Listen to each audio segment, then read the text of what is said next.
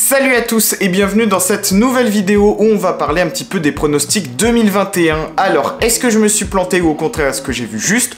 On voit tout ça dans cette petite vidéo. Avant ça, évidemment, pense à t'abonner pour être au courant de toutes mes futures vidéos. Allez, c'est parti, on commence. Et on démarre avec Red Bull. J'avais misé sur eux pour le titre.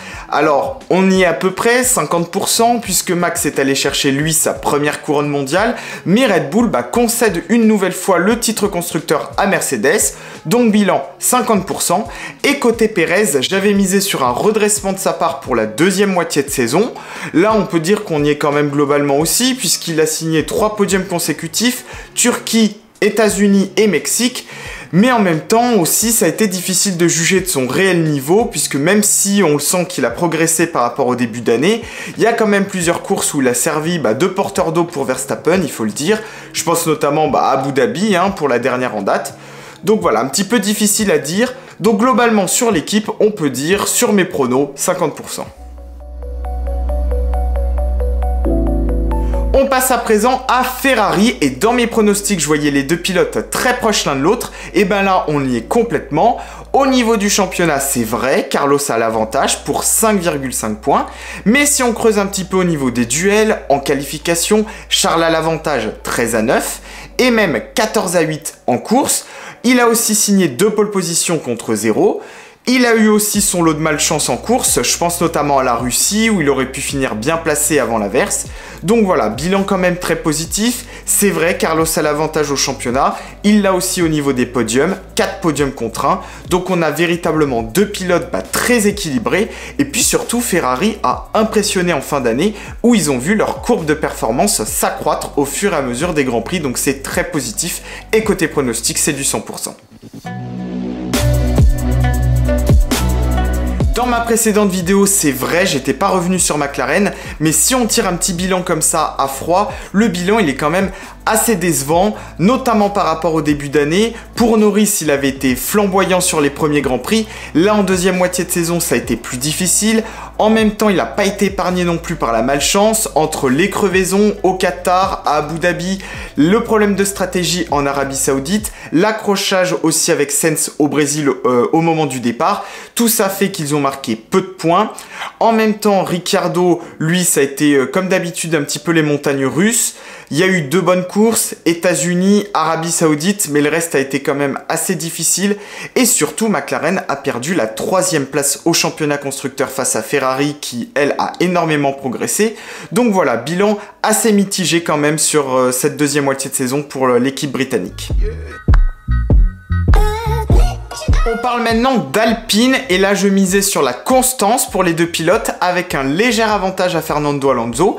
Alors si on regarde le bilan comptable, c'est vrai, 81 points pour Alonso, 74 pour Ocon, mais l'avantage est vraiment très léger. C'est vrai quand même aussi qu'il y a eu le podium d'Alonso au Qatar, on va pas l'oublier, mais bon, Esteban a fait quand même de très belles courses. En Arabie Saoudite, il aurait pu tout aussi bien signer le podium, ça s'est joué à un cheveu avec Valtteri Bottas, donc là on est quand même, franchement, je trouve personnellement sur du 50-50. Il n'y a pas eu forcément d'avantage pour Alonso. Donc voilà, une belle saison quand même d'Alpine qui réussit à sauver les meubles avec une voiture qui valait peut-être pas la 5e place. Donc saison plutôt positive et maintenant il faut capitaliser et réussir le passage à 2022. On sent en tout cas l'équipe assez sûre d'elle ces derniers jours, avec pas mal de changements, il faut le dire. Otmar Szafnauer rejoint l'équipe Alpine. Il y a aussi l'arrivée de nouveaux sponsors, BWT, Kappa, Kawaii, donc on sent véritablement une nouvelle dynamique. Et on va voir évidemment si ça va porter ses fruits pour l'année prochaine. On passe à AlphaTauri et plus particulièrement Pierre Gasly. Je misais sur lui pour de belles places d'honneur et aussi un podium en fin d'année. Désolé les amis, mais là pour le coup je me suis un petit peu planté. Alors c'est vrai, des belles places d'honneur on en a eu. 4e au Mexique, 7e au Brésil, 6e en Arabie Saoudite, 5e à Abu Dhabi. Donc bilan hyper solide pour lui. Il termine avec 110 points, son meilleur bilan, mais aussi le meilleur bilan pour un pilote Toro Rosso et AlphaTauri confondus. Donc excellente saison. Mais malheureusement on n'a pas eu le podium tant attendu. On l'a eu en début d'année en Azerbaïdjan, mais on n'en a pas eu sur cette deuxième moitié de saison. Mais c'est pas grave, Pierre a fait une super saison et on l'aura le podium pour 2022, c'est sûr. Pour Aston Martin, je les voyais terminer 7ème avec un avantage à Sebastian Vettel sur la deuxième moitié de saison. La 7ème place, on y est, ils sont clairement dans un no man's land. Mais pour ce qui est de l'avantage, là à l'inverse, je trouve que c'est Stroll qui s'en sort mieux. Si on regarde depuis le Grand Prix d'Italie, le Canadien a marqué 16 points contre seulement 8 à l'Allemand. C'est vrai, ce qui pêche un petit peu du côté de Stroll, c'est encore ses erreurs et surtout son rythme en qualification. Sur toute la saison, il est battu 14-8 face à l'Allemand. Mais bon, les points, on les marque le dimanche. Et au niveau du bilan comptable, 43 pour Vettel, 34 pour Stroll, donc le Canadien n'a pas à rougir. C'est vrai, Vettel aurait pu marquer plus, si on compte aussi ceux du Grand Prix de Hongrie, mais le bilan est quand même tout à fait correct.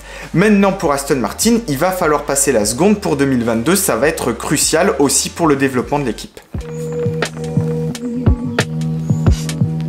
On termine avec les 3 équipes du fond de classement, avec tout d'abord Williams et Alfa Romeo. Je voyais Williams encore grappiller quelques unités, tout comme Alfa Romeo. Et à ce petit jeu-là, c'est quand même Alfa Romeo qui s'en sort mieux, avec 10 points marqués depuis le Grand Prix d'Italie contre seulement 3 à Williams. Et pire que ça, du côté de Williams, on sent que ça a un petit peu régressé au fur et à mesure de l'année. Si Russell parvenait parfois le samedi à signer des Q3, ça a été plus compliqué en deuxième moitié de saison. Et même un Latifi qui l'a devancé pour la première fois cette année. Donc voilà, on va voir si Williams a peut-être aussi arrêté, sans doute, le développement de sa voiture pour tout miser sur 2022. Et côté Alfa Romeo, il y a eu quelques points de marqués. Malheureusement, ils n'ont pas réussi à aller chercher Williams. Ils terminent 9ème, c'est quand même une petite déception du côté de l'équipe italienne. Pour As, on s'y attendait, pas de miracle, pas de points marqués en 2021, ni pour Schumacher, ni pour Mazepin. C'était de toute façon, on le savait, une année très compliquée, avec la voiture de 2020 à peine évoluée. C'était une année de rodage pour les deux pilotes qui découvraient la Formule 1, donc ils ont pu capitaliser un petit peu sur cette année. Maintenant, il faut scruter 2022. Il y a une opportunité à aller saisir, les cartes sont rebattues, et surtout les budgets capés rentrent aussi en ligne de compte. C'est pour ça que As a continué l'aventure. Maintenant, plus le droit à l'erreur, plus d'excuses, il faut s'améliorer. Ils ne peuvent de toute façon faire que mieux puisqu'ils terminent dernier cette saison. Mais attention, si en 2022 ça ne marche pas, quel avenir pour As? Ça s'annonce compliqué. Et bien voilà, c'est fini pour cette petite vidéo de retour sur mes pronostics. Dites-moi, vous, si en commentaire, vous aviez vu juste en 2021. Nous, on se retrouve très vite sur ma chaîne pour une nouvelle vidéo. D'ici là, n'oubliez pas de liker et de vous abonner pour être au courant de tous mes futurs posts. Et on se dit à très vite sur ma chaîne, à bientôt.